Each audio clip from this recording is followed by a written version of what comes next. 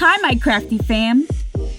You ever get to the beach and the ambiance has you feeling great? The vibe is awesome, you feel all alive, and I don't know about you, but that always gets my creative juices flowing.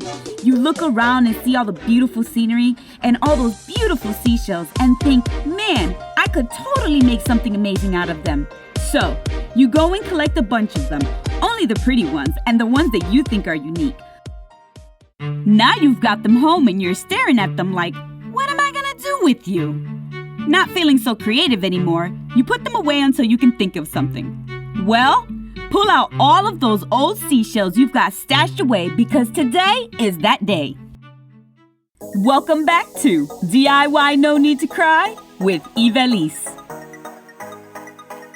Seashell Wine Bottle Art DIY. Episode 1, Painting. Let's get started. As with most of my bottles, I will start by giving the bottle a base coat of white matte acrylic paint using a pouncer brush. I gave it 2 coats, letting it dry between each one. Oh, how I miss saying that.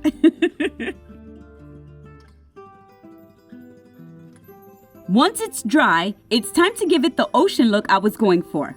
I used these 3 metallic paints to create the look. The gold will go on the bottom part of the bottle to represent the sand. Then the darker blue will go in the middle, which will represent the ocean. And the light blue will represent the sky. Now remember, this is an art piece. I wanted to give it the feeling of being at the beach, but with my creative interpretation of it. If you want to go for the more realistic look, then use regular paints instead of the metallics to achieve that look. I took the sponge off of the brush and used that to paint the bottle. If you're wondering why I didn't use the round pouncer brush this time, it's because the round brush has that defined round edge and it will leave unison marks where the colors will meet, and you don't want that. You want it to look natural and blend a little. Start painting the bottom of the bottle, and you don't want it to be perfectly even all the way around. Just have fun and keep it in the roundabout area, if that makes any sense.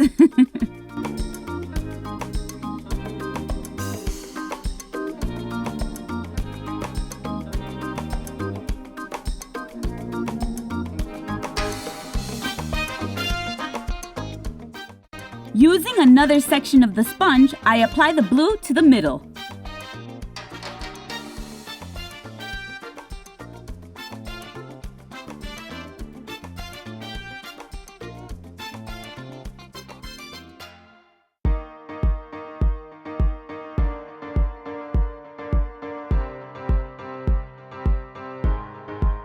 As you see, I slightly overlap the gold. And again, you don't want to do this evenly.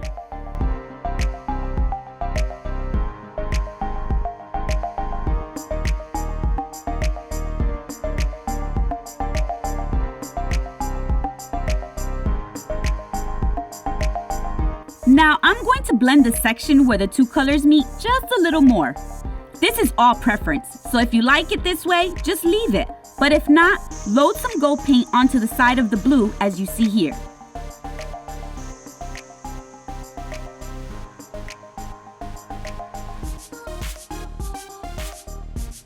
Now you have the 2 colors side by side and can blend it better.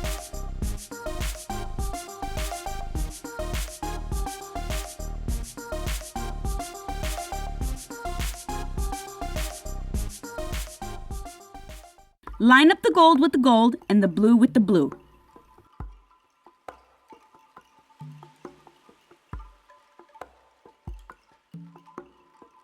Now just add the sky color the same way and then set the whole thing aside to dry. While I show you that, let me explain where I got my inspiration for this bottle. A few years back, when I first sobered up, I really got into nail art and started replicating other people's work on my own nails for fun. Well, one of the nail designs that caught my attention were these beach nails. I did them because I was gonna go to the beach the next day and I thought they would look so amazing. And they did. These are the photos of my nails once I had finished them. When I got to the beach, I was looking at all the seashells and that's when the idea hit me. I hadn't started making bottles yet, but I was thinking of doing it on canvas at the time. So I collected a bunch of seashells but never got around to doing it. I went to the beach again, and by this time I had already started my channel. And that's when I had remembered again and decided it would look amazing as bottle art. So I collected some more seashells that day with a little help from my friend.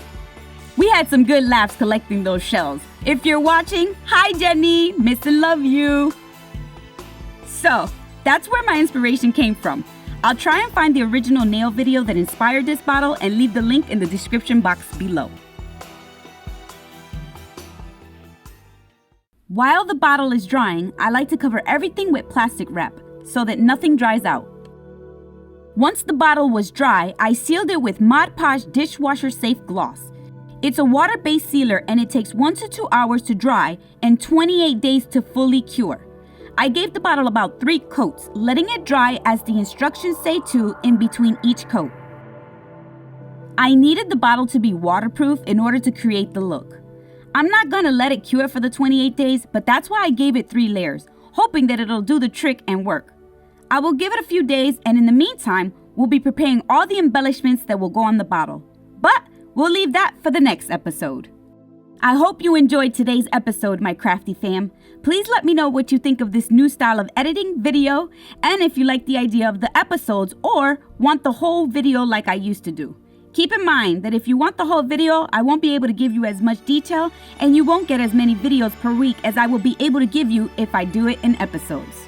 As always, have fun, be creative, and make a mess. Thanks for watching! If you enjoyed this video, please don't forget to thumbs it up as it helps the growth of the channel and to show your support. If you're new here, I hope you consider subscribing to get updates on future videos. And remember, do it yourself. There's no need to cry.